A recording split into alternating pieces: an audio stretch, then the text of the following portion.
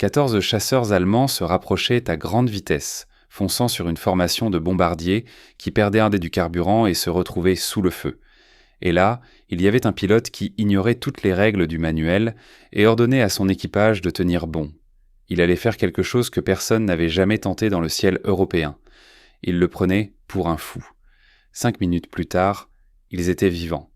Et la Luftwaffe avait un nouveau cauchemar à rapporter. L'hiver de 1943 s'était enfoncé profondément dans les os de chaque aviateur stationné en Angleterre. La glace se formait sur les vitres et la respiration embuait les masques à oxygène. En dessous, le patchwork de la campagne britannique disparaissait sous un brouillard de décembre, tandis qu'au-dessus, les traînées blanches de 1000 bombardiers griffèrent le plafond gris de la guerre. C'était le point culminant de l'offensive combinée des bombardiers. La 8e armée de l'air avait adopté la stratégie du bombardement de précision en plein jour, une doctrine fondée sur la confiance américaine et l'espoir que le viseur Norden pouvait frapper une barrique de cornichons à 6000 mètres d'altitude. En théorie, des vagues de B-17, des forteresses volantes, traverseraient de l'Europe occupée, détruiraient les infrastructures de guerre allemandes et rentreraient chez elles sous l'ombrelle protectrice de leur propre puissance de feu. En pratique, c'était un massacre. Les chasseurs allemands s'attaquaient aux formations de bombardiers avec une violence méthodique. Les Messerschmitt Bf 109 et les Focke-Wulf 190 montaient en flèche, se positionnaient de face et fonçaient sur les formations à des vitesses dépassant les 800 km/h. L'attaque frontale était devenue la tactique signature des escadrons de chasseurs de la Luftwaffe. C'était brutal, efficace et psychologiquement dévastateur. Les bombardiers n'avaient pas de canons de tir à l'avant. Leurs tourelles de nez étaient équipées de 2 mitrailleuses de calibre 12,7 mm, mais les tireurs n'avaient que quelques secondes pour suivre, viser et tirer avant que l'ennemi ne passe ou ne traverse la formation. La plupart des B-17 tombaient, sans avoir jamais réussi, à toucher leur attaquant de manière significative. Les tireurs le savaient, les pilotes le savaient, et les Allemands le savaient aussi. En décembre, les taux de perte sur certaines missions dépassaient les 20%. Des escadrons entiers disparaissaient au-dessus de la vallée de la Ruhr ou des voies serrées de Schweinfurt. Les équipages volaient leur mission dans un état d'endurance fataliste, comptant les vols comme des jours de prison, sachant que les chances de survie étaient minces. C'est dans ce contexte que des milliers de jeunes hommes, n'ayant jamais vu de combat, arrivèrent. Des garçons de ferme de l'Iowa, des mécaniciens de Détroit, des abandonnés de l'université et des ouvriers d'usine qui s'étaient portés volontaires ou avaient été recrutés pour une guerre qui leur demandait de grimper dans des tubes d'aluminium et de voler dans des tempêtes d'acier. Ils apprirent la discipline de formation, la gestion de l'oxygène et comment viser avec un fusil à travers des gants gelés. Mais personne ne leur enseigna comment survivre à l'attaque frontale. Il n'y avait pas de manuel pour cela, juste l'acceptation et un peu de chance. La 8e armée de l'air tenta des tactiques, des formations plus serrées, des altitudes décalées, des escorteurs de chasseurs quand la portée le permettait. Mais à la fin de 1943, les P-47 Thunderbolt et les P-38 Lightning peinaient à atteindre la frontière allemande avant de devoir faire demi-tour. Les bombardiers volaient seuls au-dessus du cœur du Reich et la Luftwaffe attendait. Le bruit de tout cela était assourdissant et irréel. Le rugissement des moteurs cyclones en puissance de croisière, le cliquetis des tourelles de mitrailleuses tournant sur leur roulement à billes, le crépitement des radios alors que les pilotes annonçaient la position des ennemis, puis le cri des chasseurs plongeant, le martèlement staccato des canons de 20 mm perforant la peau d'aluminium, le bruit mouillé des balles frappant la chair, et parfois le silence terrifiant lorsqu'un moteur s'arrête ou qu'une aile se replie et qu'un bombardier commence sa longue chute vers la terre. C'est dans ce fourreau de feu que le lieutenant James Howard prit part à sa 23e mission. Il s'attendait à être envoyé dans le Pacifique. À la place, il fut affecté à la 8e armée de l'air et envoyé en Angleterre en tant que pilote de chasse au sein du 350e escadron de chasse, faisant partie du tout nouveau 356e groupe de chasse. Il volait sur des P-51 Mustang, des chasseurs élégants et à longue portée qui deviendraient plus tard les escortes les plus célèbres de la guerre. Mais à la fin de 1943, la force Mustang restait encore relativement petite. L'offensive des bombardiers atteignait son apogée et les pertes continuaient de s'accumuler. Howard était plus âgé que la plupart des pilotes de chasse. À 30 ans, Il était un vétéran au milieu d'une escadrille de jeunes de 22 ans. Il ne buvait pas beaucoup, ne cherchait pas de sensations fortes. Il étudiait les rapports de mission, posait des questions. Il pensait en termes de système, comment l'ennemi se déplaçait, comment fonctionnaient les formations, où étaient les failles. Ses camarades de l'escadrille le respectaient, mais ils ne comprenaient pas toujours ses méthodes. Il était compétent, calme et d'une audace étrange qui semblait moins relever du bravoure que d'une réflexion logique. Il volait comme un homme qui résolvait une équation en temps réel. Le 11 janvier 1944, Howard se vit assigner la mission d'escorter une formation de bombardiers visant des installations industrielles allemandes près d'Auchersleben, au cœur de l'Allemagne. C'était une mission à la portée maximale. Les chasseurs n'auraient juste assez de carburant pour atteindre les bombardiers, rester avec eux pendant quelques minutes cruciales et revenir en Angleterre avant que leur réservoir ne soit trop vide. Howard décolla dans le froid matinal, se forma avec son groupe et grimpa vers la ligne des bombardiers. Il n'avait aucune idée que, dans moins d'une heure, il se retrouverait seul au-dessus de l'Allemagne, face à une décision pour laquelle aucune doctrine ne l'avait préparé. La mission commença à se désintégrer à 20 minutes de la cible. Le ciel se couvrit de nuages au-dessus de la mer du Nord. La visibilité diminua. La discipline radio se relâcha, tandis que la formation avait du mal à maintenir le contact visuel. La ligne de bombardiers s'étira, perdit sa cohésion et devint vulnérable. Puis les premiers chasseurs allemands apparurent. Ils venaient en groupe de 4 ou 6, sortant du brouillard, se positionnant devant les bombardiers. La Luftwaffe avait perfectionné l'art de l'interception, le transformant en une violence chorégraphiée. Les chasseurs grimpaient au-dessus et devant, se renversaient, puis plongeaient directement sur la formation, tête la première. La vitesse de fermeture ne laissait aux tireurs que quelques secondes pour réagir, et la concentration de feu, canons et mitrailleuses convergeant sur un seul bombardier était souvent catastrophique. Les escortes P-51 engagèrent le combat. Des dogfights éclatèrent dans le ciel. Les pilotes rompirent la formation pour poursuivre les attaquants ou défendre les bombardiers sous le feu. En quelques minutes, la géométrie soignée de l'escorte se transforma en chaos. L'escadrille de Howard fut entraînée dans une lutte continue avec un groupe de Focke-Wulf 190. Il tira, manœuvra et essaya de se placer entre l'ennemi et les bombardiers, mais les calculs étaient impitoyables. Il y avait trop d'Allemands et trop peu d'escortes. Le carburant devenait déjà un problème. Chaque minute de combat brûlait des gallons qu'il ne pouvait pas se permettre de gaspiller. Puis Howard leva les yeux et les aperçut. Une formation de B-17, peut-être une trentaine de bombardiers, s'était séparée du groupe principal et dérivait vers l'ouest.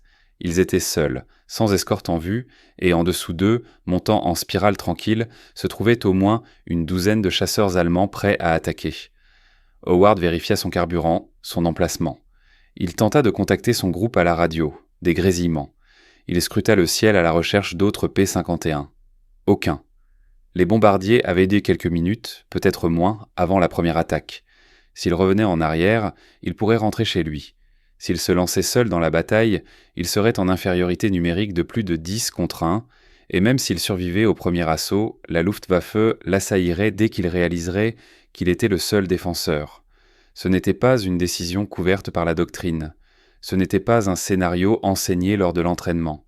C'était une simple et brutale équation, les abandonner ou combattre. Howard poussa le manette des gaz et plongea vers les bombardiers. Les chasseurs allemands n'avaient pas encore lancé leur attaque. Ils se positionnaient encore, communiquaient, se préparaient à l'attaque. Howard savait qu'il avait un avantage, la surprise.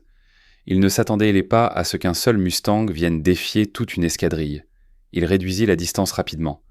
Les bombardiers devinrent plus grands dans son champ de vision. Il pouvait voir les tourelles à boules tourner, les mitrailleurs de flanc suivre les mouvements, la formation se resserrer instinctivement en réponse à la menace en dessous. Puis le premier groupe de chasseurs allemands se détacha et plongea. Howard fit une roulade serrée, prit de l'avance et tira. Ses traçantes traversèrent l'air et frappèrent l'aile d'un Messerschmitt. Le chasseur se détourna, traînant une traînée de fumée, les autres se dispersèrent. La confusion se propagea dans la formation allemande. Une escorte ne devrait pas poser de problème, mais Howard ne volait pas comme un escorteur. Il volait comme un homme n'ayant rien à perdre et ayant une parfaite compréhension de la géométrie. La Luftwaffe se réorganisa. Ils revinrent encore et encore. Attaque frontale, attaque de flanc, plongée en coups de faucille. Howard rencontra chacune d'elles avec du feu et des manœuvres. Il ne chercha pas à entrer dans un dogfight. Il ne poursuivit pas l'ennemi.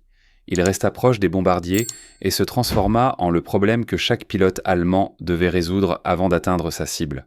Et puis il fit quelque chose que personne n'avait anticipé. Il vola au cœur même de la formation des bombardiers. L'escorte rapprochée était considérée comme une tactique défensive, passive et inefficace. Personne ne volait à l'intérieur de la formation. Le risque était trop élevé. Les bombardiers volaient, aile contre aile, dans une formation serrée, avec peu de place pour l'erreur. La turbulence des hélices et des courants d'air créaient des murs invisibles d'air perturbés. Un chasseur pris dans le sillage pouvait perdre le contrôle, entrer en collision ou être abattu par le feu ami. Les mitrailleurs des bombardiers étaient formés pour tirer sur tout ce qui bougeait dans leur champ de tir. Amis ou ennemis, si c'était proche et rapide, ils tiraient. Mais Howard comprenait quelque chose que les rédacteurs de la doctrine ne saisissaient pas. L'attaque frontale allemande dépendait d'une ligne de tir claire. Les chasseurs avaient besoin d'une trajectoire droite, d'une grande vitesse et d'un champ de tir dégagé. Si un chasseur-défenseur se positionnait directement devant les bombardiers, entre les Allemands et leurs cibles, les attaquants avaient alors deux options: se retirer ou risquer une collision frontale avec un adversaire armé, voyageant à des vitesses combinées dépassant les 600 mph. Howard fit glisser son Mustang dans la tête de la formation de bombardiers. Il réduisit la puissance pour s'ajuster à leur vitesse.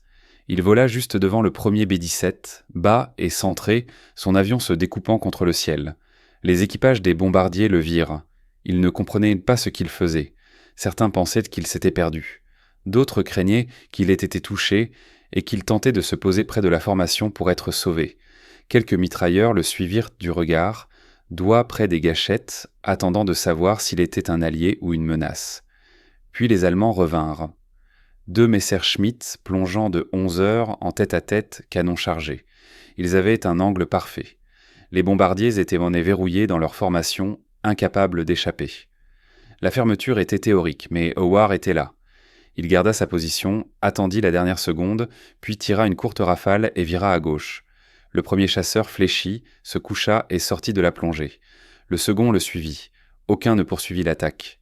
Le risque était trop grand. Le Mustang était dans le chemin et il tirait. Howard monta, fit une roulade et retourna se placer dans la formation. Il se remit dans l'élément de tête, juste devant et légèrement en dessous. Les bombardiers ajustèrent leur formation.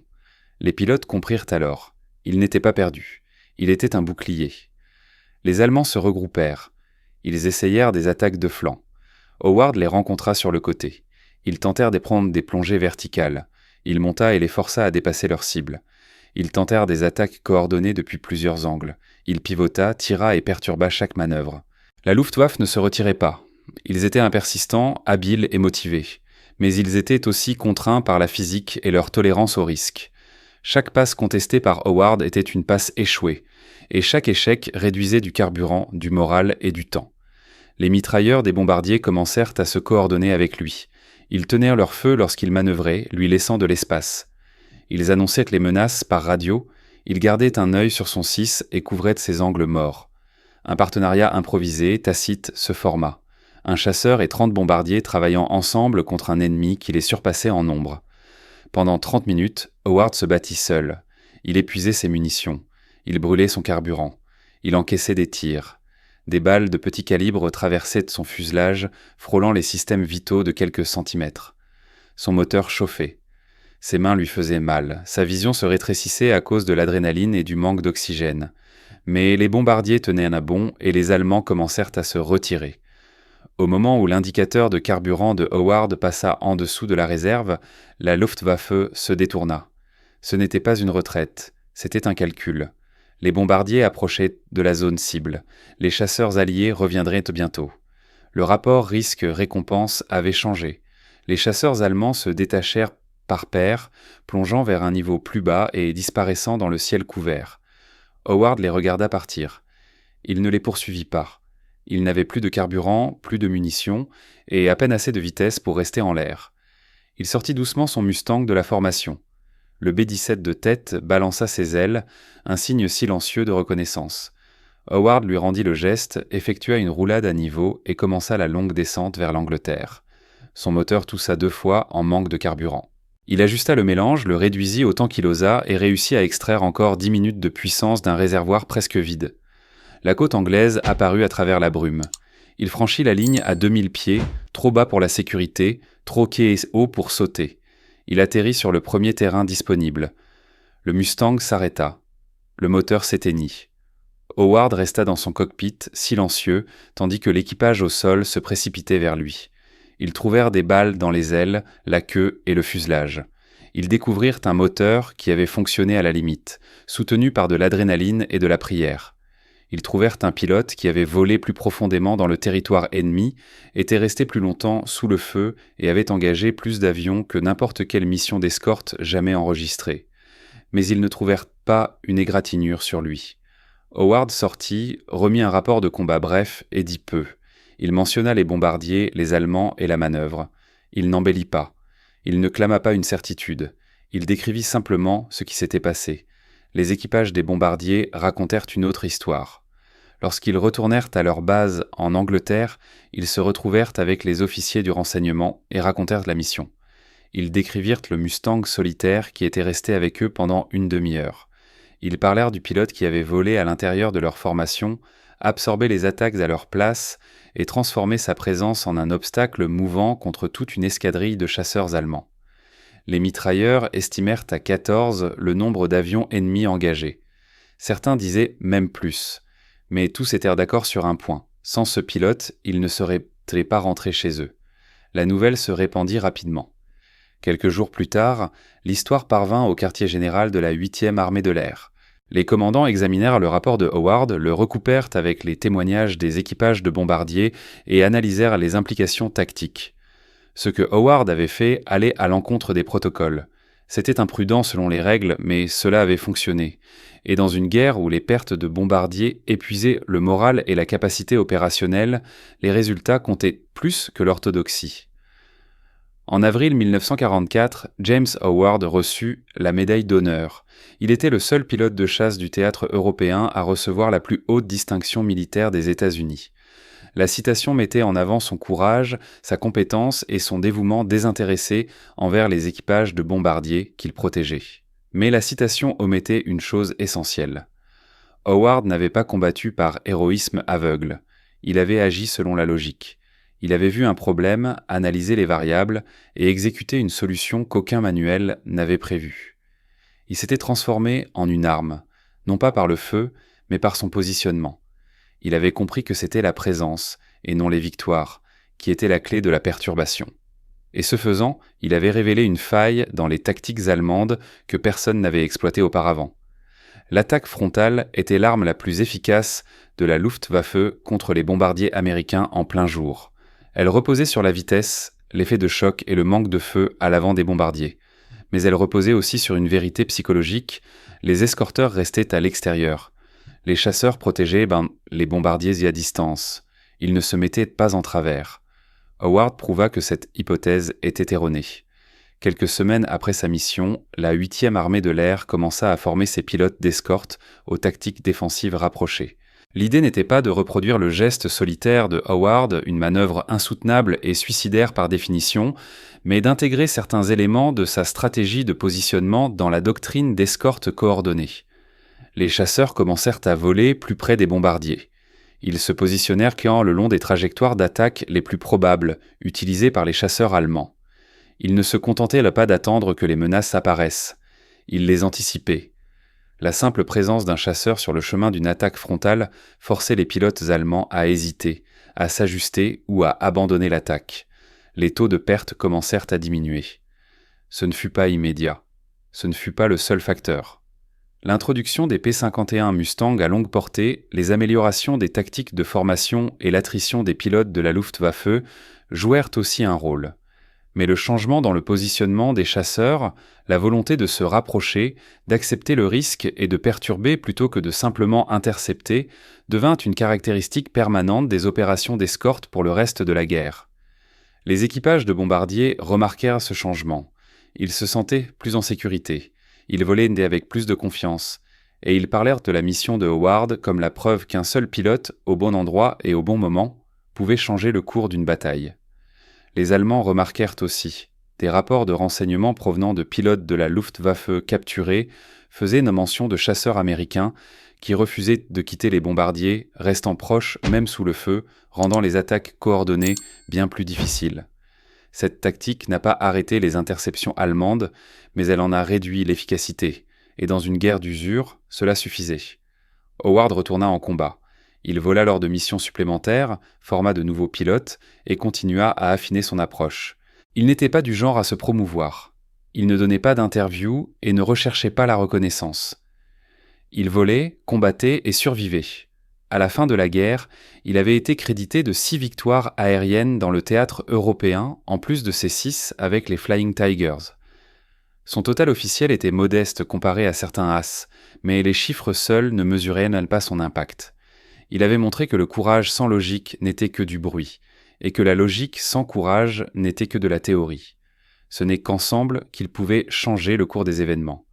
James Howard survécut à la guerre. Il resta dans l'Air Force, grimpa au grade de général de brigade et prit sa retraite en 1966 après près de 30 ans de service. Il vécut tranquillement en Floride, loin des projecteurs, et parla rarement de la mission qui lui valut la médaille d'honneur. Lorsqu'on lui demanda à ce sujet dans les années suivantes, il répondait seulement qu'il avait fait ce que la situation exigeait. Il ne parlait pas d'héroïsme, il parlait de résolution de problèmes.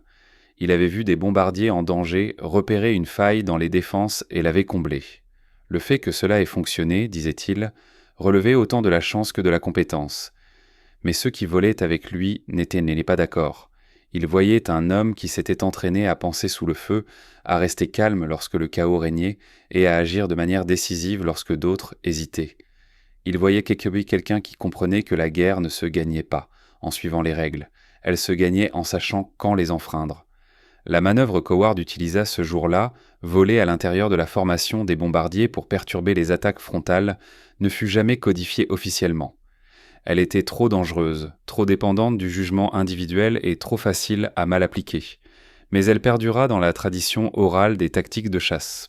Les instructeurs racontèrent l'histoire, esvisté sans toi les pilotes en débattaient, et dans les décennies qui suivirent, des variantes de ce concept apparurent dans les doctrines de combat aérien à travers le monde.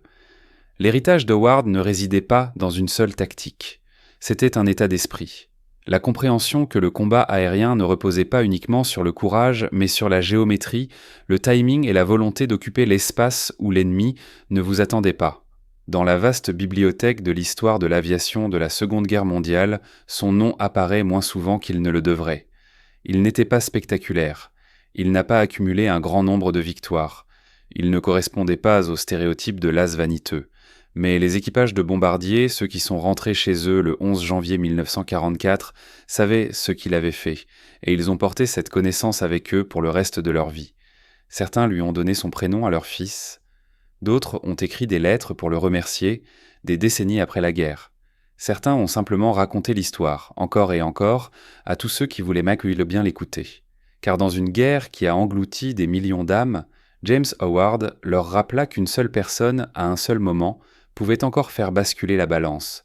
Pas par le feu, pas par la chance, mais par la rare combinaison de clarté, de courage et du refus d'accepter que l'impossible soit réellement impossible. Il mourut en 1995, à l'âge de 81 ans.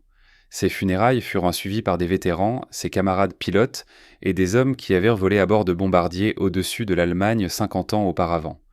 Ils ne parlèrent pas de tactique ni de doctrine. Ils parlèrent de ce jour où un Mustang solitaire resta lorsque toutes les raisons logiques commandèrent de partir. Et ils parlèrent de la leçon qu'il laissa derrière lui, que l'arme la plus puissante en guerre n'est pas la machine, mais l'esprit qui ose l'utiliser différemment.